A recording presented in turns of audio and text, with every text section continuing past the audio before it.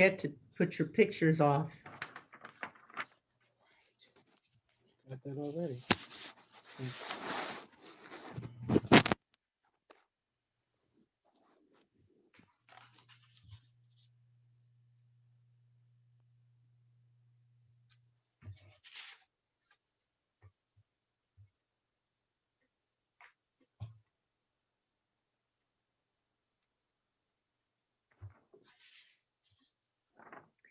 Turn your pictures off, ladies.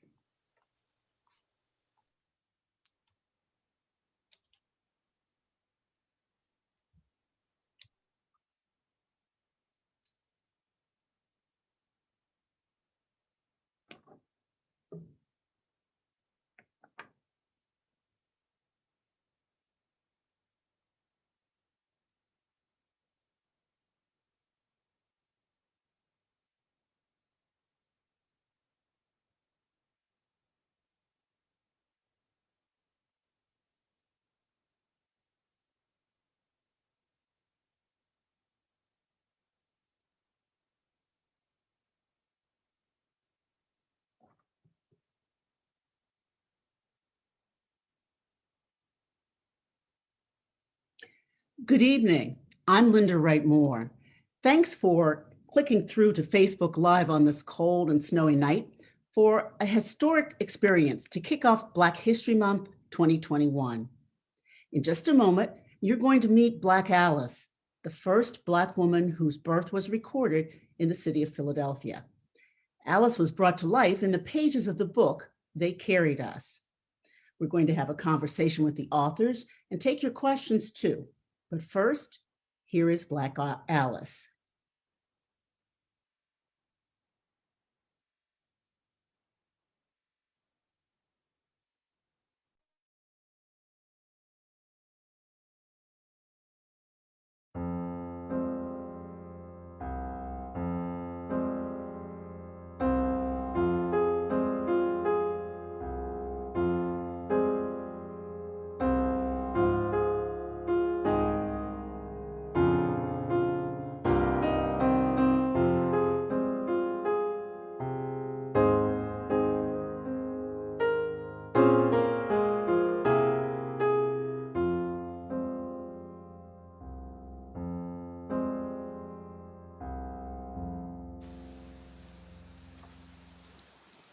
My sisters, I would never have guessed that we would gather together in a book. I wish I could meet all of you, but being together here is comfort somehow. Books can be deceiving, what they say and what they leave out. Samuel Coates, Isaiah Thomas, and John F. Thompson included me in their books as some kind of curiosity because I lived so long. They thought I lived to be 116. But truly, I passed on when I was 108 years old. They talked about me in their books in 1802, again in 1830, and once more in 1856. But those authors didn't know me, not me, the person that is. They never said anything about my parents. My father, Madagascar Jack, came from Madagascar. And my mother, Sarah, came from somewhere in West Africa, I'm not sure where. They were bought by William Penn's rich Quaker friend, Samuel Carpenter, who brought them with him to Philadelphia from his sugar plantations in Barbados. Those Quakers were struggling with whether slavery should be countenanced. But their decision came too late for me. I was born enslaved right here in Philadelphia in 1694. Carpenter had taverns in Philadelphia and in Bristol, Pennsylvania. I worked in those taverns from the time I was 4 or 5 years old up until I was about 21. When I was 10, he took me from Philadelphia, where I lit William Penn's pipe, up the river to Bristol, Pennsylvania. There he had me working and scrubbing, cleaning and serving. Those people who wrote about me never asked why he sold me. He was scandalized. when I had a baby by one of his married sons. My baby's name was Peg, and my mother took care of her. That's why, just before he died, Carpenter sold me away from my daughter to the man who ran Dunk's Ferry in Bensalem, Pennsylvania. I never let anyone see the bitterness that welled up in my heart. Those men who wrote about me said I was always cheerful and pleasant. But they didn't know anything about the real me.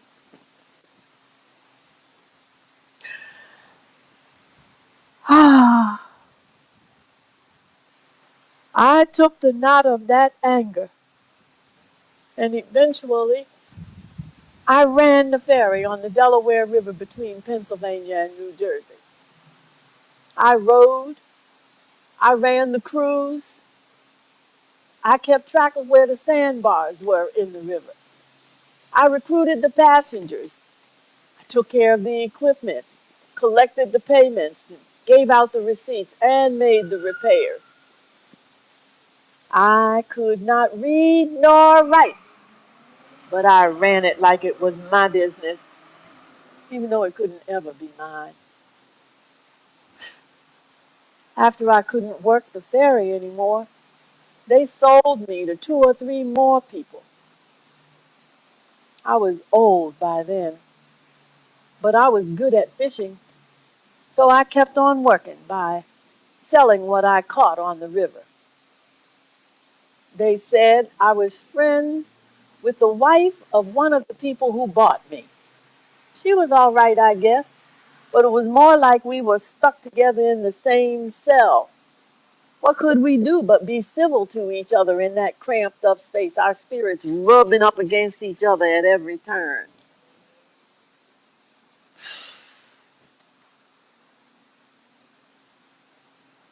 Lord, Lord, Lord.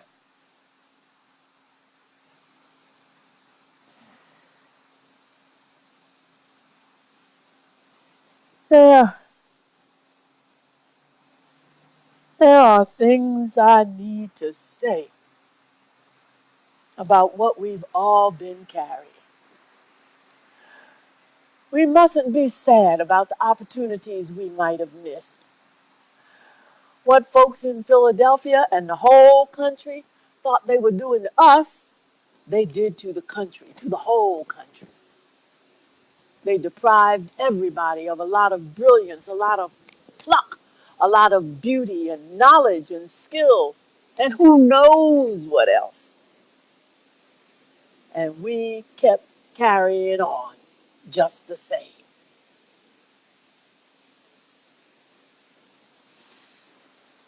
I am proud of all of you.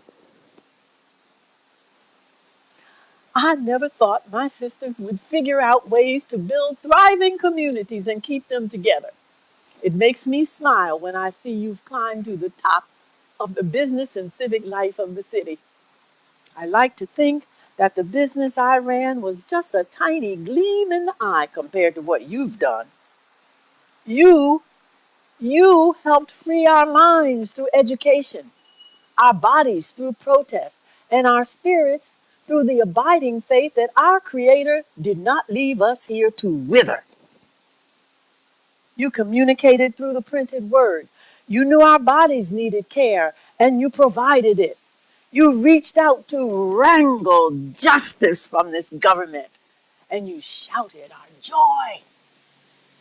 With competitive fire, you excelled in sports.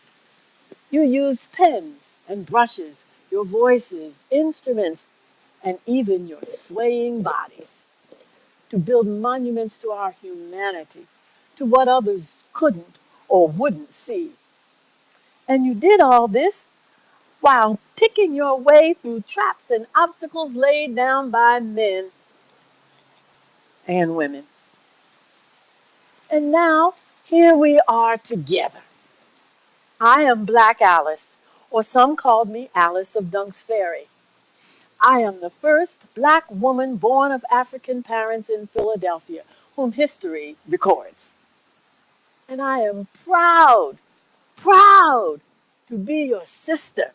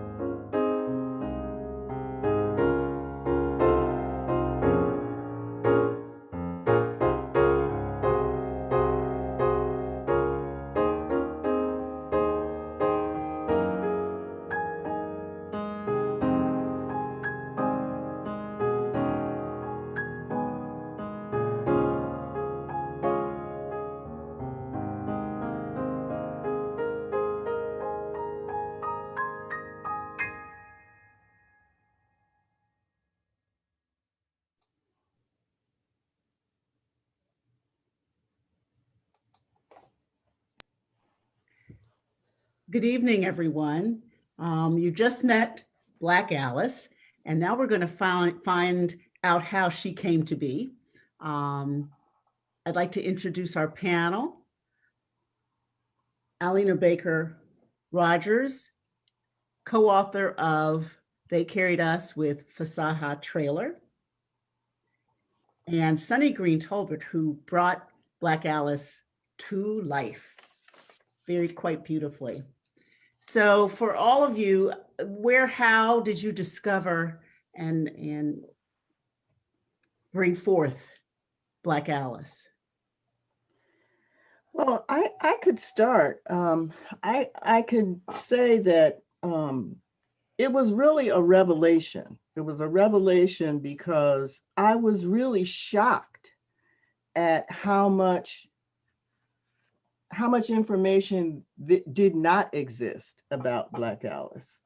Um, and it was information that most of us would consider essential, like her parents and, who owned her and questions like that. But I was determined that Black Alice was actually going to speak to those omissions and to fill them in. So after consulting with the Bucks County Historical Society and the Library Company of Philadelphia and the historian Gary Nash, and we decided that we might not be able to provide any more details about Black Alice until we found Susan Klepp, who is working on a biography of Black Alice. And many of the details of Black Alice's story really come from her work.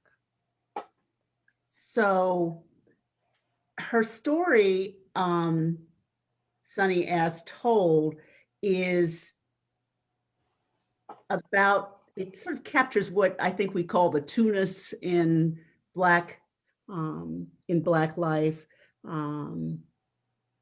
She's enslaved, she's held back, but she's perceived as cheerful by those around her. When she actually was embittered by her bondage, and she talks about taking, though, that knot of anger and using it for herself. Can you talk about that, Sunny? Yes, I felt when I came to know Black Alice from Fasaha, particularly, and Sissy, that she took that knot of anger and made a decision to have a life, even in bondage, even in the circumstances in which she found herself, which were, less than ideal at every front. That she decided, I am going to live. I am a person of value. I have talents. I have skills. I am going to do something. And I think that is something that we've seen since we got here. Right. I think that the other thing that I like to remind myself of is that even as she took that knot of anger, she knew that she had to manage that knot of anger. Using that and deciding she was going to turn it into something, she nevertheless knew that she had to make white people comfortable with that knot of anger.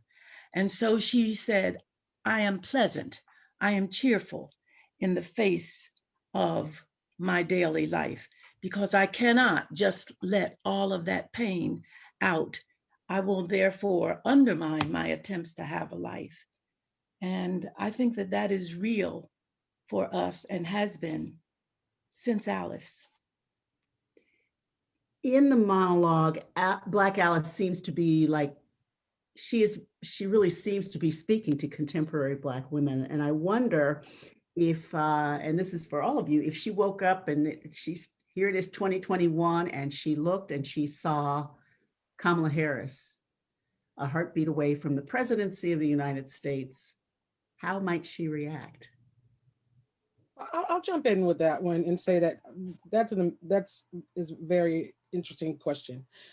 What comes to mind for me in terms of lessons for Vice President Harris is a quote from is actually a quote from one of the women in the book. I'm just going to paraphrase it. She said, "Not everybody is going to be your friend, and so you should be strategic about how you interact with people." And I myself had those challenges across my career as well. Um, and my take on that is that people smile on your face all the time. They want to take your place. Um, and the OJs would think of those as backstabbers. And I really do think that she really needs to watch that. I would say, and in terms of certainly of course. Another aha moment, for me, had to do with, no, I'm sorry, in terms of the challenging times that we're living in now. Right. I would say that for her and certainly, the other women in the book, that it was their inner strength, their resilience, and their perseverance. And those are all, for me, those are all testaments to how we all should be, moving forward right now. There are hard battles that we have to deal with. Right. Um, Right. and I certainly think that the vice president is aware of that. And we should be as well. So. Right. I would like to, can I add something to, Linda? I think as I thought about Vice President Harris um, and Alice looking at her coming into that executive position, that there might be a part of her that would think this is incredulous. This is outrageous.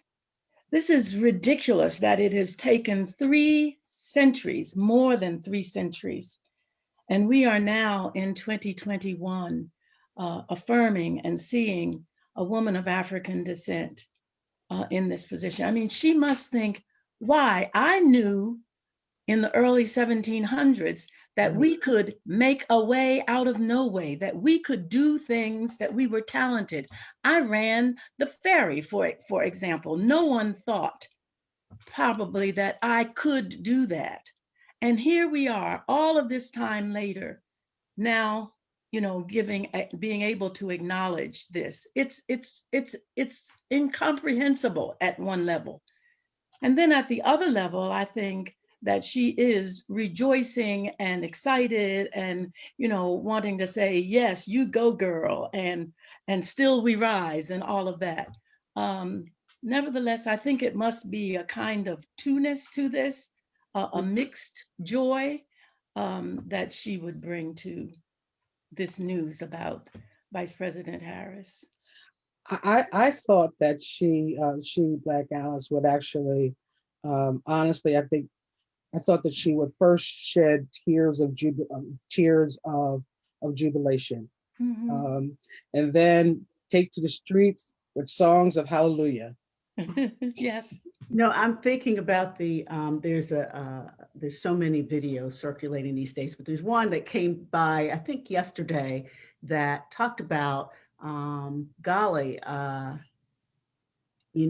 rest of the world kind of figured this out a long time ago and proceeded to show all of these women, of every color, of every nationality, who were prime ministers and presidents of their country. And then it ended with Kamala Harris. So Mm. on the same sort of topic, I'm interested in what your thoughts were as you compiled and selected the people for your book, um, about the fact that it hadn't been written already, that, a compilation about women in Philadelphia, Black women and their contributions as leaders, it took till 2020 for it to happen. In terms of they carried us, Right.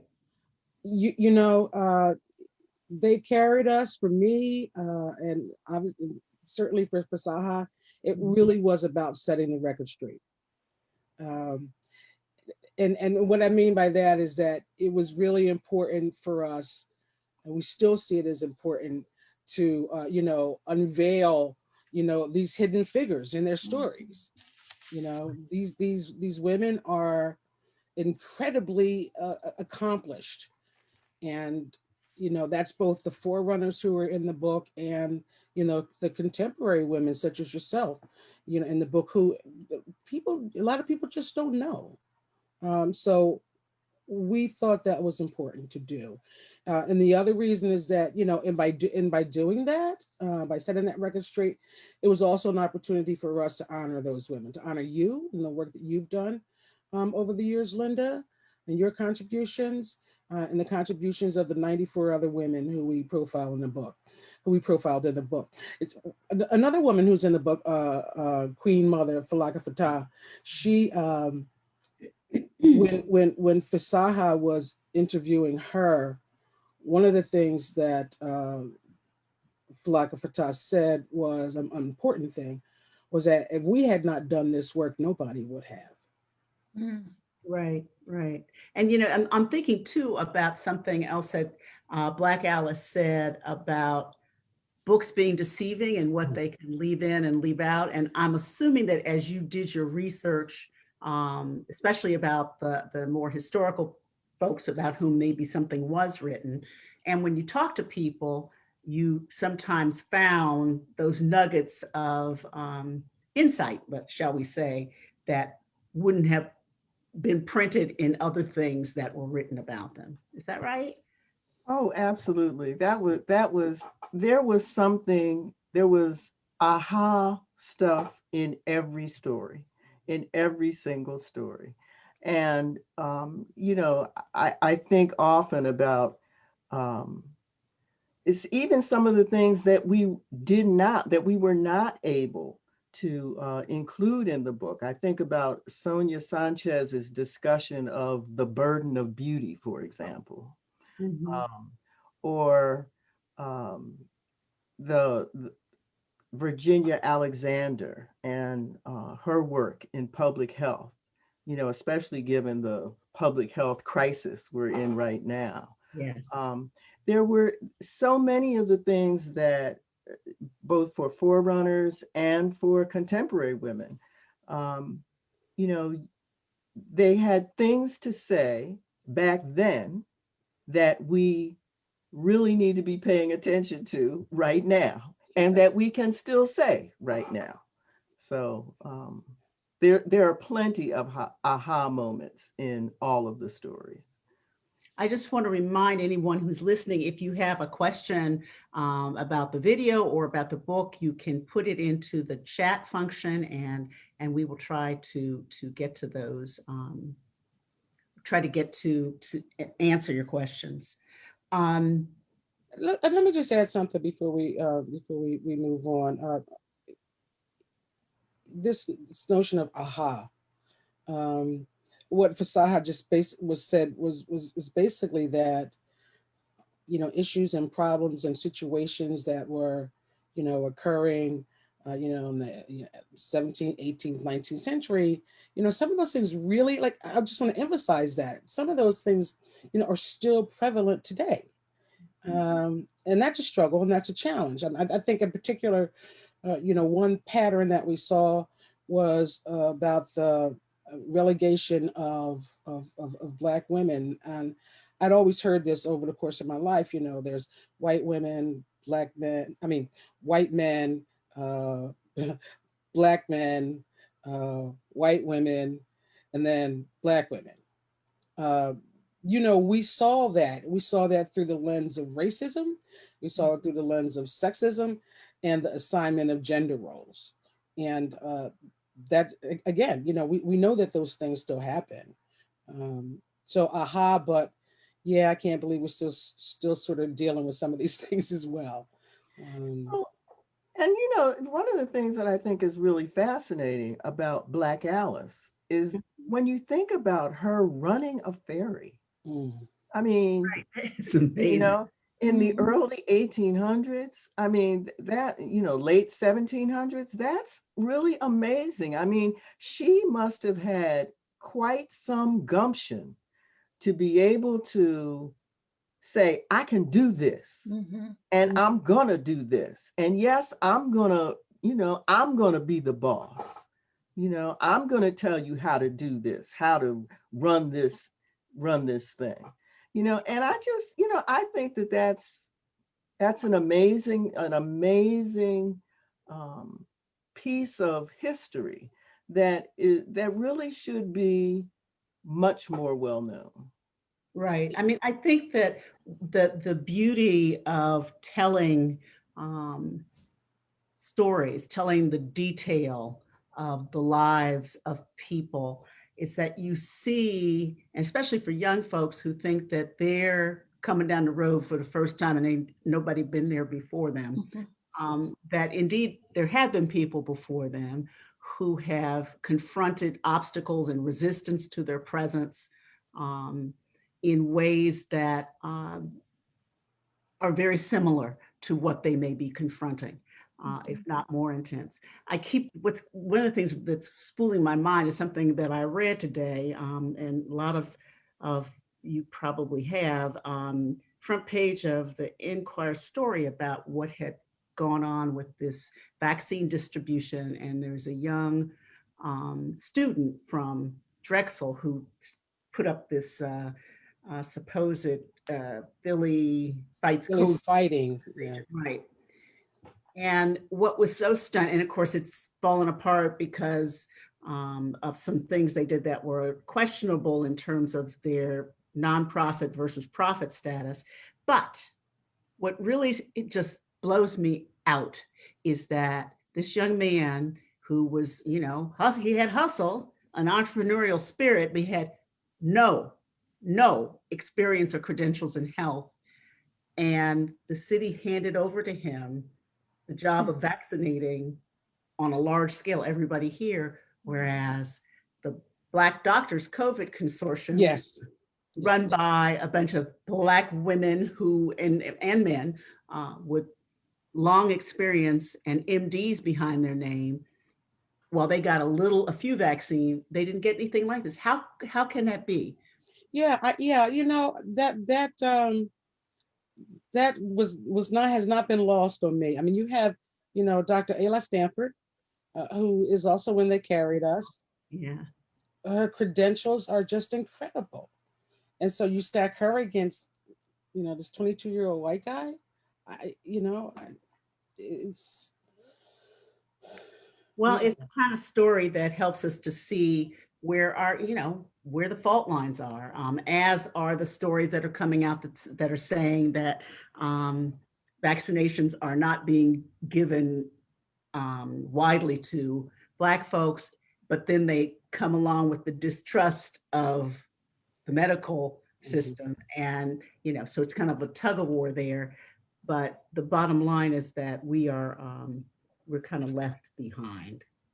I just want to add one more thing and move on. This conversation about really about the talents and the strengths of Black women makes me think of another woman in the book, Lorena Marshall Blake, who, when she first became, not when she first became, but when she eventually became, an executive at PGW, she used to don a helmet and the whole uniform outfit, and get down in the trenches with the workers to see what was going on, because she wanted to understand it. And that just, it just strikes me as how we will, as Black women, go, we go that mile. You hear that about us as Black women. We're the strength, we're the backbone, we do these things. And if you could see Lorena Marshall and think about her putting on a PGW gas Hard company, And she liked hats. or she does like hats. Yeah, yeah. So I just want to throw that in there. So, talk a little bit about your plans for the book going forward, and how you're trying to get people interested in it and who you hope, the audience that you're most concerned about reaching.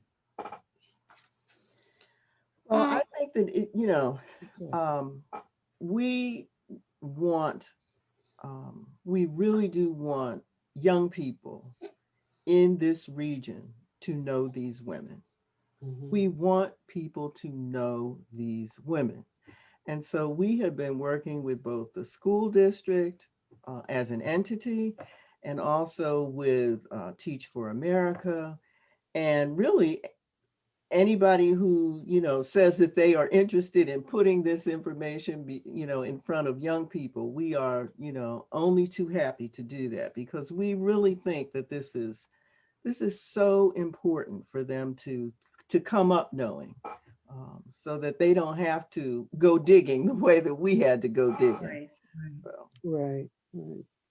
What are the like thematically, as you went from the historical folks, and I know you ended up reducing that section in the book, and there's more online, to make room for the contemporary folks that you could interview.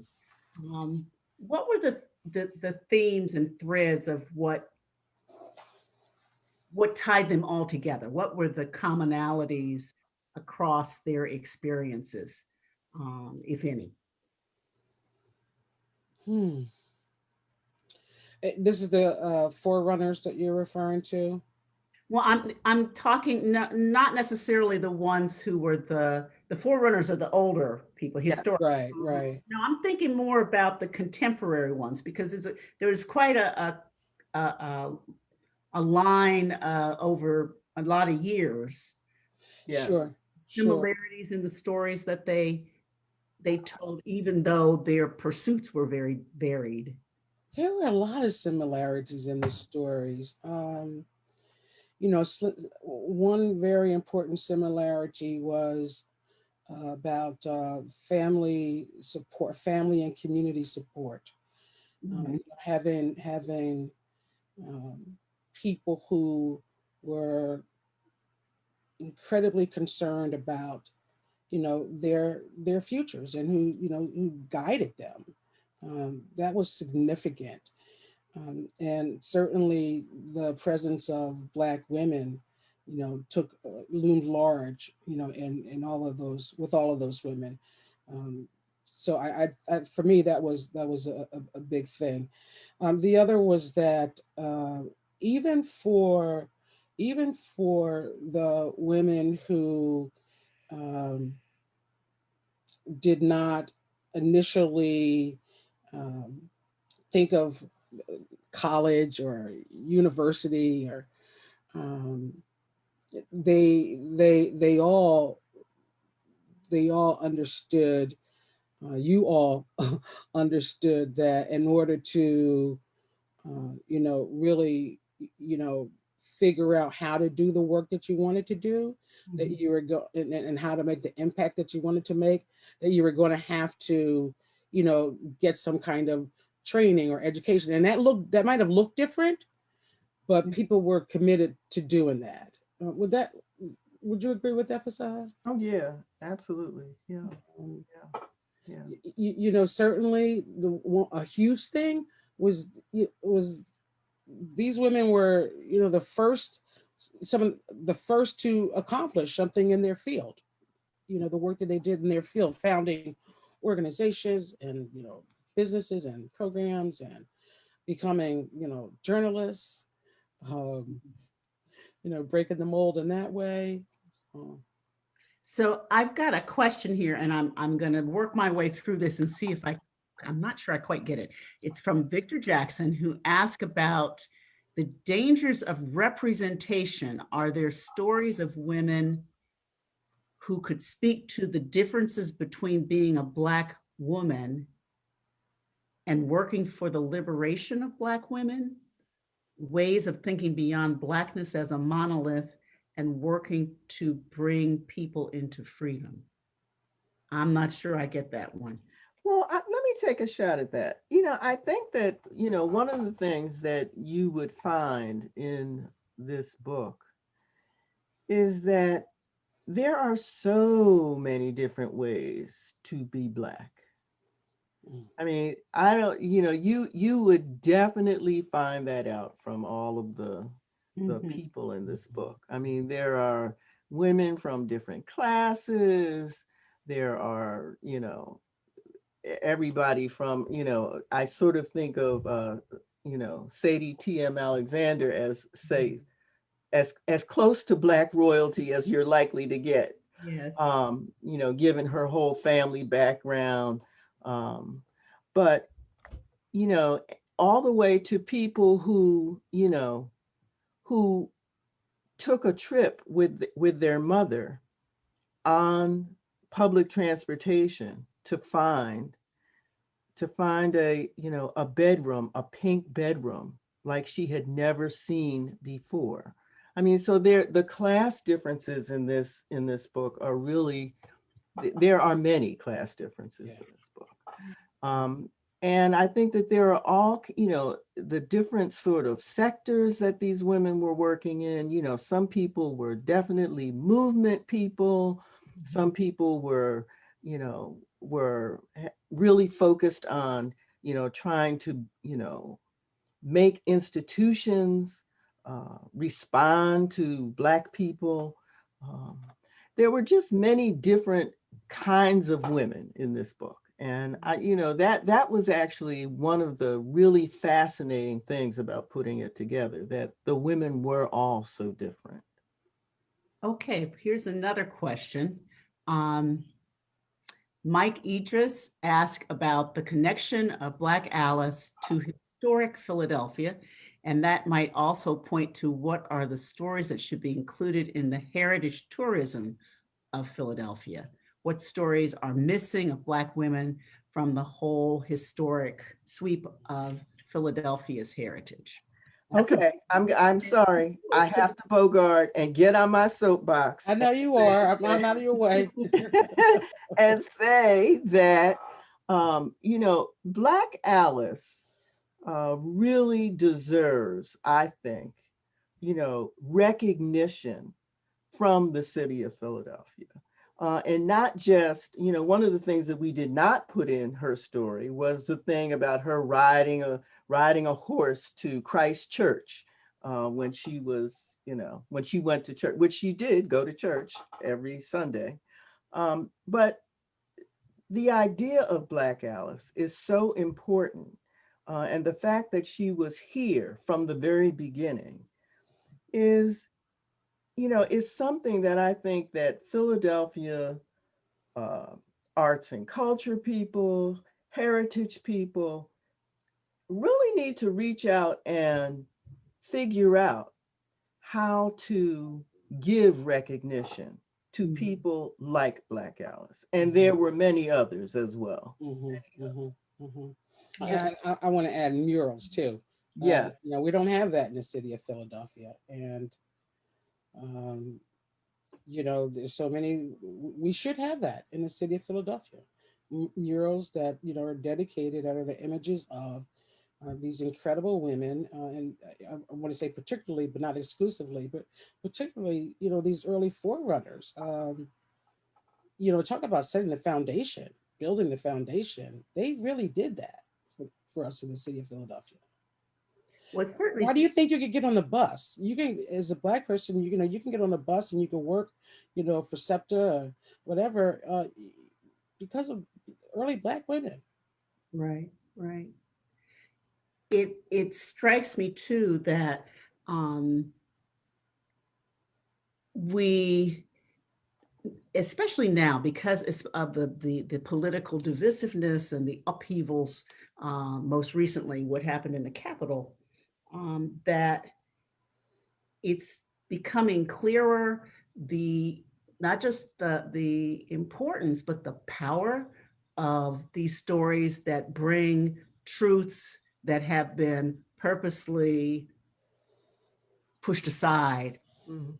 to bear. I mean, when you see one group of people overrunning and destroying the Capitol, and you realize who built it, and the fact that they looked a lot more like us than like the people who were trying to destroy it.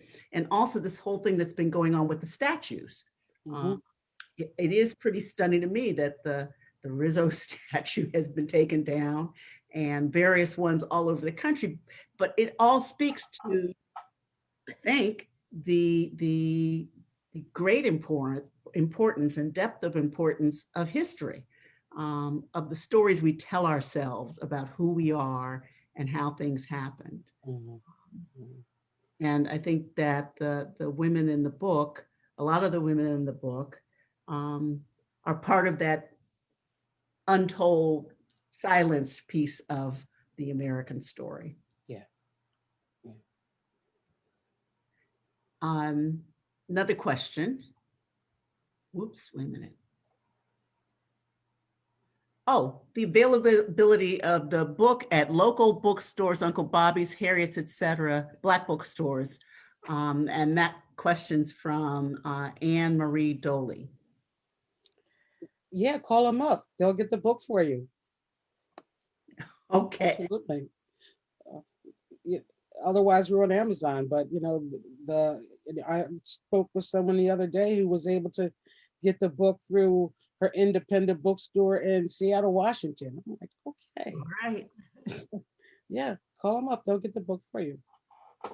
Yeah, and it's interesting because one of the things that I think people say people Mhm. say to us fairly frequently, like that kind of book should be written about Denver, Colorado, or Mhm. New York City, Right. or Right. Because Columbus, his stories are, Columbus, Ohio, So, Yeah. um, and in that sense, I think some of these stories are really universal. Universal in the sense that we've had a national experience, Mhm. and wherever we've been doing this work. Right. Right. Yeah. Yeah. I also think that one of the things that makes Black Alice special um, is that giving her permission to write a letter, to talk about her life and to contextualize it, to bring it off of facts on a page, that this is what she did, this is where she lived, but to give some, and I would hope that as more people look into doing this in Denver, Colorado, or wherever else, that to talk about how to make those people real, if they are contemporary people, if they are forerunners, how to make them real, how to give voice, how to give movement and energy to them. And we certainly have access to all of this technology today that some people, not me, but some other people know how to use and how to make work, that we could use to kind of connect with young people, particularly, who need to have that energy about those people jump off the page and into a fullness of life and living that they can relate to. Mm-hmm. Right. So that they can believe that they can do things because we've done it. Mm-hmm. Even though a lot of what we hear around, spinning around our ears and heads is about what Black folks can't do. Right. Yeah. Another question. Um, about the, hold on one second. I'm sorry, I'm scrolling. Tashawana Renee Muhammad asked, is the African American Museum of Philadelphia even aware of this history? You know, the answer to that is we don't actually know. I'm sure that the museum is aware of much of it. I would have to say that, you know, in terms of Black Alice, there not many people are aware of the details that are provided about Black Alice. But, you know, I think that, you know, that is certainly something that we should probably reach out to them and Yeah. make sure that the book is in their books, you know, in their bookshop. Although, you know, COVID intervenes. Yes, I was going to say, I think in addition to the COVID basically closing it down, I'm almost sure I read something recently about financial problems or something, some proposal to take money away from the museum as of the Wow. That's security unfortunate. crisis around everything else. I think I saw that. Hmm. Most of the comments are really happy about sharing the history. So maybe the bigger question is about how people can get into this work of recovering history of Black women and sharing it with their communities. That's an interesting question. It is. It is. I bet you could cook up some nice assignments for some students. Oh, yes. Well, yeah, Go absolutely. talk to, you know, Mrs. Smith down around the corner or Yes. and Yes. start gathering stories. Yeah, I mean, that's what we did. We started gathering stories. And, you know, we're certainly, you know, open to, you know, being a part of conversations about how to do that. Mhm. If, you know, if folks are interested in that kind of, you know, engagement with us, we certainly, you know, are open to that. We've been asked, you know, ourselves, I don't even know how many times, countless times, you know, when is the second version of the book coming out? And Yeah, the second Well, that volume. question's coming about the volume 2 yeah, or volume two. You know, as I mentioned, you know, when we were, you know, preparing for this session, one person has even gone as far as to give us the name of somebody who should be in it. And right. and in all honesty, there are a number of women who should be in this book or a book like this. And we just, you know, we couldn't capture them all. And, you know, there's a sadness about that. But as I said, you know, we certainly be, you know, available to help talk people through that process. Oh, yeah, and not do it yourself this time, huh? One, I would like to also say that as in Black Alice's letter, as she's talking about what she's impressed with, what aspects of accomplishment she's seen from her sisters, as she says, there are a lot of different areas, a lot of different chapters. She talks about government, she talks about business and her running a business. She talks about education. She talks about medicine. And I'm hoping I mean, I see that as a way to invite the participation of the women who came after her to speak to, you know, the specifics around what they've done in those various areas, whether they're talking to Black Alice or whether they're picking up the baton and moving on to say, yes, here's what we did, here's what I did in that particular area. They knew our bodies needed care. You knew our bodies needed care and you provided it. There's a lot more folks out there, as you say, who need to be in the book, who could be in the book, who could talk about that area of what they've brought to our caring for our bodies. There are lots more people in each of those areas that seems to me to be just a platform waiting for somebody Right. to. Yeah, absolutely. And you know, on our part, one of the most recent programs that we participated in was with an organization called the Black Doctoral Network and their eighth annual conference. And Hmm. you know, our presentation focused on things that graduate and doctoral and faculty could learn from, you know, these women. Yes. So we talked about, you know, issues around career challenges and careers and you know, developing those things, and that's similar to what we'll be doing this coming weekend on Saturday, February 6th, with Teach for America, which and Linda will be moderating that conversation as well. We'll have three women from the book: Dr. Sally Solomon, Sandra Dungy Glenn, and Sharice Lilly, and obviously Linda, who's the four of them in the book. And that's going to be a conversation about what does Black women's leadership look like, and what does it look like in, you know, specific to the city of Philadelphia, but you know, what does leadership also look like? And Right. you know, I think that those are, you know, for people like us who have you know, gone through the trenches of, you know, developing ourselves into leaders. It's a process. You know, it's a process, and not everyone, you know, understands how to do that or what that looks like, even. I'm really looking forward to that conversation. I've been thinking about it a lot in the context of where we are as a country right now. Mhm, Mm. Um, Seems like a lot of folks are talking about what's been missing is leadership. What's needed mhm. is leadership, which is, I think, an invitation for folks to sort of define it for themselves and step out and do what's needed.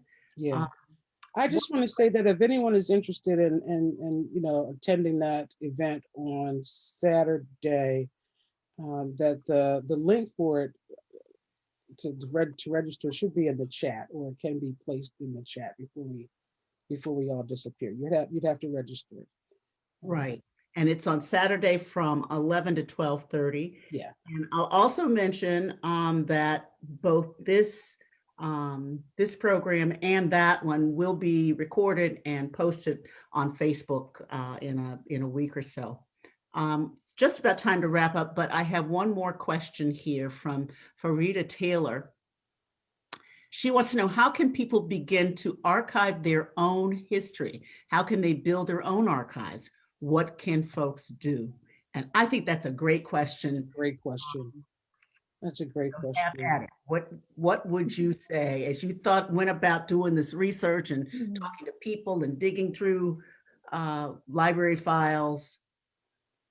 You wanted to Yeah. help in I history, think how do that you do it? for, you know, if you're talking about, you know, regular, if you're talking about what can people do, I think one of the biggest things that people can do is to make sure that you don't let the tremendous resources of your family go to waste. Mhm. I mean, interviewing one's family can lead to all kinds of Mhm. information, surprises. That's really, really important. And I would hope that um, in addition to the interviews, that my usual plug is all of the papers, Yep. the funeral programs, Yep. all the things that are mildewing in the basement Yep. need to be preserved because you can never really um, say just how much you can really learn from simple things like funeral programs. Yeah. Right.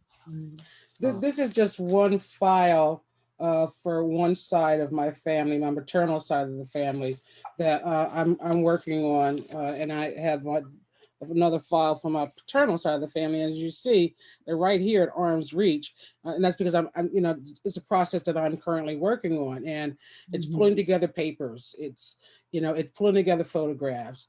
I think my mom's on this program, and I interviewed her you know, a week ago. Yeah. Yeah. And she was nervous. And I was like, Mommy, you got this. And I learned things that I just did not know. A Well, lot. I can't underline that enough because I am a person who is guilty of not having done as much interviewing as I should have. Mhm. And I have lots of stuff that has come to me because of the loss of my parents, Mm. but I won't be talking to them. And I think that's a wonderful place to start Mhm.